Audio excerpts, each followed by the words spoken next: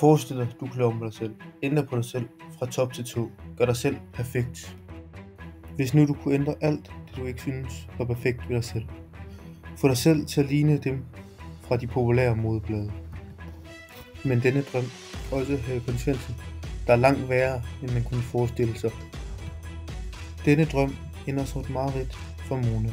Et mareridt på operationsbordet, der kun bliver værre, jo mere hun ændrer, og jo længere tid der går. Hun troede, hun ville blive smukkere, lykkeligere og mere rigtig. I stedet falder hun fra hinanden, både i ansigtet og i livet. Det er som om hun ikke længere ved, hvem hun selv er. Plastik er normal, om idealer og forventninger. Og man vokser op i en verden, hvor kroppen hele tiden bliver vurderet og sammenlignet med andre.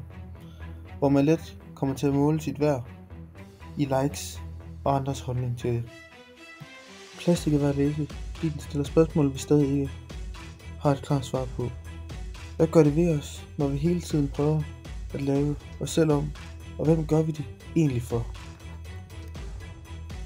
Nogle gange er det ikke kroppen, der skal ændres, men derimod blikket på sig selv. Men det sidste spørgsmål er, hvem vil du egentlig være?